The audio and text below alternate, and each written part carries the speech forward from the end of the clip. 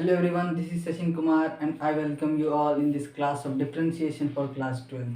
In class 11th we have seen differentiation and we have calculated derivatives of the function using first principle. But in this class 12th we will only apply the formulas and differentiate the function. So before that let's see some formulas. D by dx of x to the power n is equals to n into x to the power n minus 1. यानी कि power जो होता है वो आगे आ जाता है और उसके पावर में एक हम लोग माइनस करते हैं। साथ में जो बेस हमारा x है, x का डिफ्रेंसिएशन हम लोग x के रेस्पेक्ट में भी करते हैं, तो वो हो जाएगा dx बाई dx। क्योंकि इसका वैल्यू हो जाता है 1, इसलिए हम लोग इसको लिखते नहीं है। Second, d by dx of e to the power x is equals to e to the power x similar, and we differentiate x, this power, with respect to x, because its value is 1, so we don't write that. D by dx of a to the power x equals to a to the power x into log a, where a is greater than 0. Fourth, d by dx of log x to the base e is equals to 1 by x.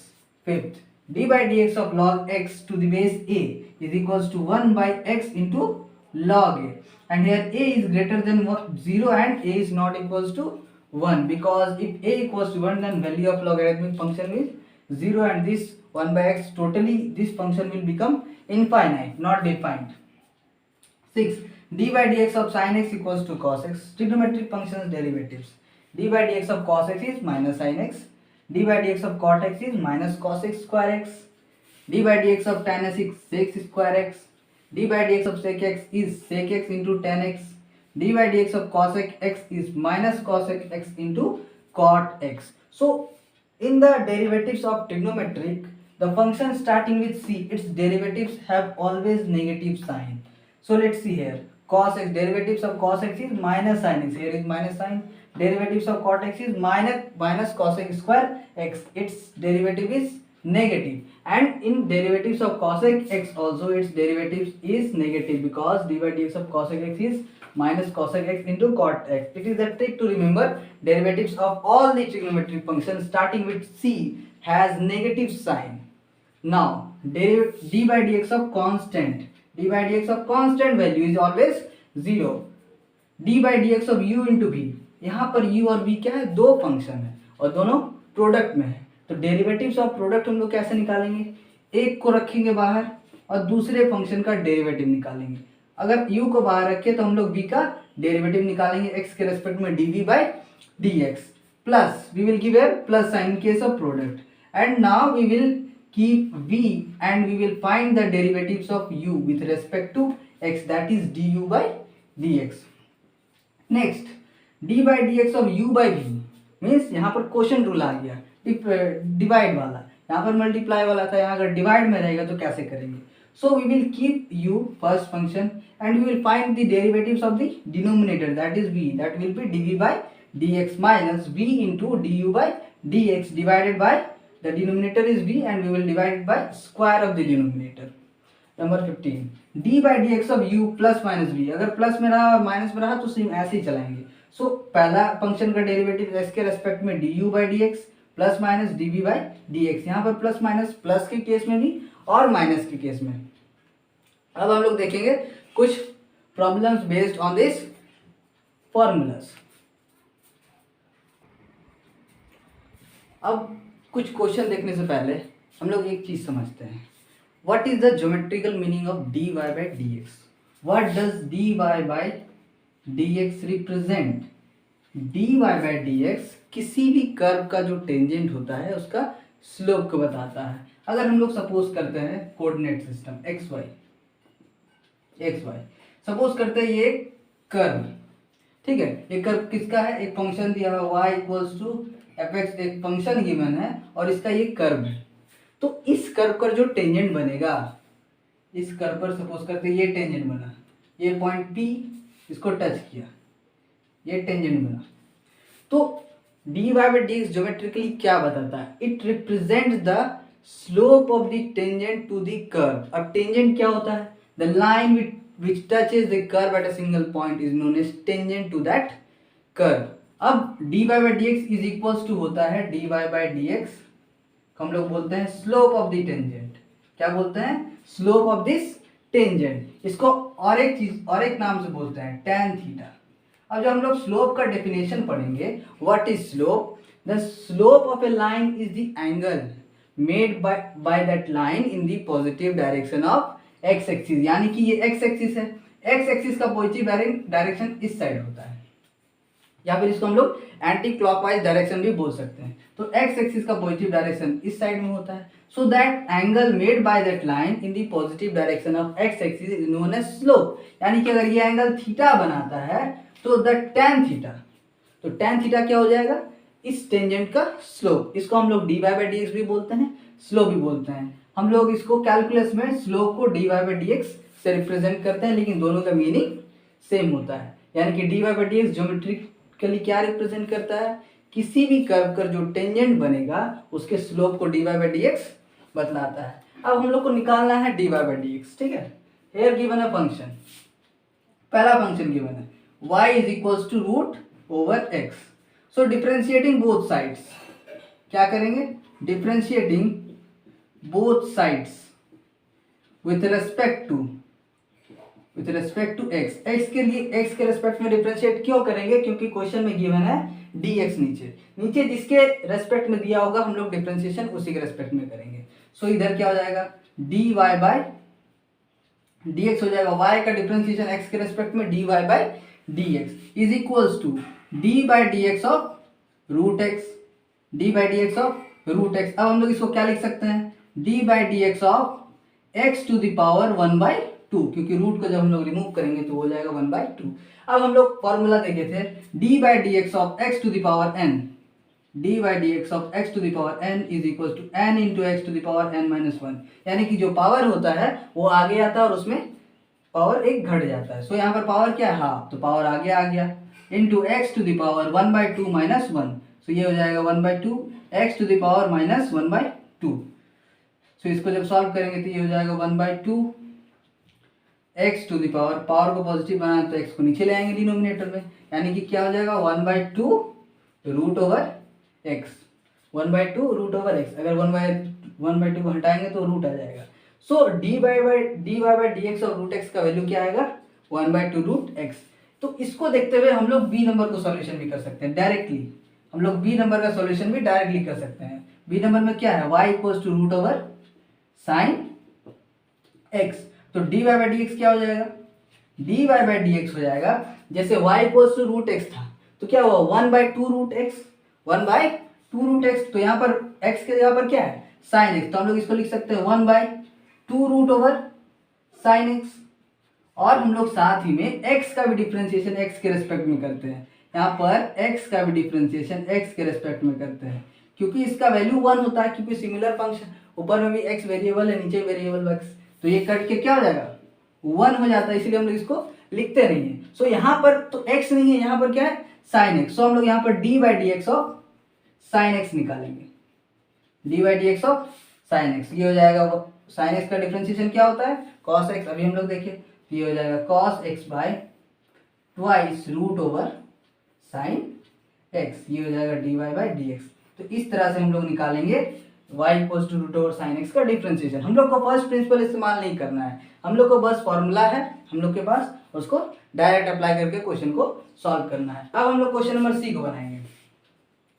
क्या है? y equals to x square, differentiating both sides with respect to x, differentiating both sides with respect to x क्या हो जाएगा? dy by dx is equals to d by d x of x square, d by d x of x square. हम लोग power वाला formula यहाँ भी apply करेंगे, x to the power n। यहाँ पर x क्या है? तो x का पावर में 2 है, तो क्या होगा? पावर आगे आ गया और पावर एक घट गया, जो सो इसका वैल्यू हो जाएगा 2x, D by d x का वैल्यू 2x, क्या हो जाएगा? 2x। अब हम लोग क्वेश्चन नंबर डी को देखते हैं, D number problem. y is equals to 2 to the power x, y equals to 2 to the power x। So हम लोग एक फॉर्मूला देखे थे y equals to a to the power x। So derivative क्या हो जाता है? a to the power x into log a, जहां पर a ग्रेटर देन क्या होता है? 0। तो ये उसी पर बेस्ड है, a का काम यहाँ पर कौन कर रहा है? 2 कर रहा है। तो इसका जब हम लोग डेरिवेटिव निकालेंगे dy बाई डी एक्स हो जाएगा a to the power x, यानी कि ये same number 2 to the power x into log 2, क्योंकि यहाँ पर एक काम कौन कर रहा है 2, इंटू एक्स का भी डिफ्रेंशिएशन करते हैं, लेकिन यहाँ पर हम लोग लिखेंगे नहीं क्योंकि उसका डिफ्रेंशिएशन एक्स के रेस्पेक्ट में 1 हो जाता है, इसीलिए हम लोग इसको लिखते नहीं है। तो इसका आंसर हो जाएगा 2 to the power x into log 2, 2 to the power x into log 2। अब क्वेश्चन नंबर ई हम लोग बनाएंगे। क्वेश्चन नंबर ई है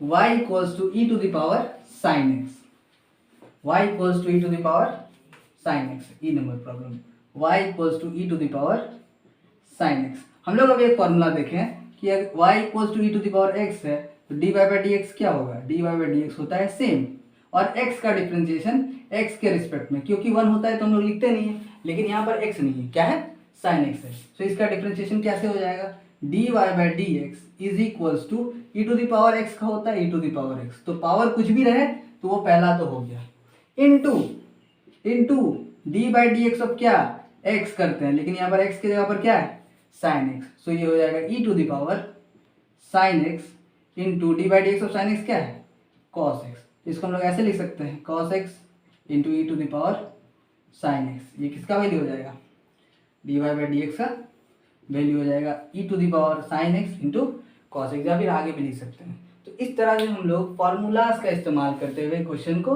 सॉल्व करेंगे। अब आगे हम लोग कुछ और क्वेश्चन को भी सॉल्व करते हैं।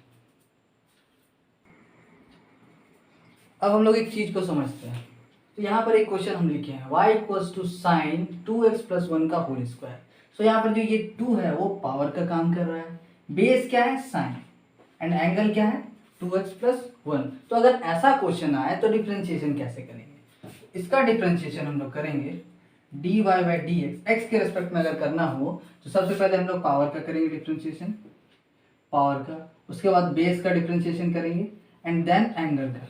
और डिफ्रेंशिएशन करते समय ये तीनों जो होगा एक दूसरे से मल्टीप्लिकेटिव रिलेशन में होगा, यानी कि मल्टीप्लाई करेंगे सबको एक साथ। सो अगर हम लोग सबसे पहले पावर को कंसीडर करते हैं तो इसको अगर हम लोग टोटल को x मानते हैं तो यहाँ पर क्या है एक्स स्क्वायर हो जाएगा। एक्स स्क्वायर का डिफ्रेंशिएशन क्या होता है, पावर सामने आता है और पावर में एक घट जाता है, यानी कि x में एक घट गया, सो क्या बचेगा यही वाला पार्ट बचेगा, साइन 2x प्लस 1 ये बचा, इनटू बेस का करेंगे। सो साइन ऑफ किसी फंक्शन का, मान लो y इक्वल्स टू क्या है साइन x है, तो यहाँ पर बेस कौन है साइन, तो उसका डेरिवेटिव क्या हो जाता है cos, वो किस में कन्वर्ट हो जाता है, इसका अगर डेरिवेटिव करेंगे तो ये हो जाएगा cos x, क्या हो जाएगा cos। सो इसको हम लोग क्या लिख सकते हैं साइन की जगह cos ऑफ 2x प्लस 1, यहाँ पर एंगल क्या था x, तो यहाँ पर भी एंगल क्या है x, इसीलिए यहाँ पर एंगल 2x प्लस 1 ही है। अब हम लोग डिफ्रेंशिएशन करेंगे किसका एंगल का, यानी कि D by d x of 2x plus 1 का करेंगे। अब इसको सॉल्व कर लेते हैं थोड़ा सा, twice sign of 2x plus 1 into cos of 2x plus 1 into d by d x of ये, तो डी इसका डिफ्रेंशिएशन बहुत आसान है, D by d x of करना होगा हमको 2x plus D by d x of 1, क्योंकि प्लस माइनस वाला केस हम लोग देखे थे। सो 2 sine theta into cos theta क्या होता है, twice sine theta into cos theta sine 2 theta होता है, 2 sine theta into cos theta किसके बराबर होता है 2 साइन 2 थीटा के बराबर होता है, साइन 2 थीटा के, साइन 2 थीटा। तो यहाँ पर थीटा का काम कौन कर रहा है 2x प्लस 1, तो इसको हम लोग ऐसे लिख सकते हैं sine of 2 into 2x plus 1 sine 2 theta, ठीक है। अब इसको हम लोग मल्टीप्लाई भी कर सकते हैं, वो हम लोग करेंगे अगले स्टेप में। सो इसको जब हम लोग सॉल्व करेंगे डी बाई डी एक्स और 2x, यहाँ पर 2 क्या है कांस्टेंट है, तो डिफरेंशिएशन के समय कांस्टेंट बाहर आ जाता है और हम लोग डिफरेंशिएशन करते हैं सिर्फ और सिर्फ वेरिएबल का, तो यहाँ पर वेरिएबल क्या है x, तो x का डिफरेंशिएशन x के रिस्पेक्ट में dx by dx plus d by d x को 1 क्या है कांस्टेंट, तो हम लोग देखे थे फॉर्मूला में डिफरेंशिएशन ऑफ कांस्टेंट टर्म क्या होता है 0, तो यहाँ पर हम लोग क्या डालेंगे 0। अब हम लोग आगे चलते हैं, तो इसको हम लोग मल्टीप्लाई कर सकते हैं एंगल में, ये हो जाएगा 4x plus 2 into d x by d x का वैल्यू क्या होता है 1, यानी differentiation of same function with respect to the same, इसका वैल्यू होता है 1।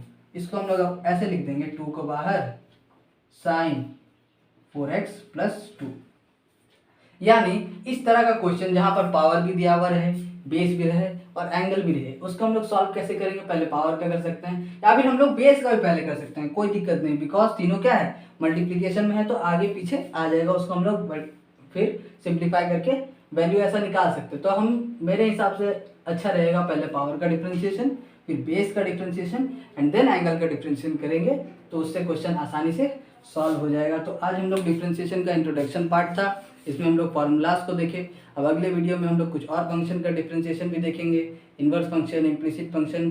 Till then take care and bye bye.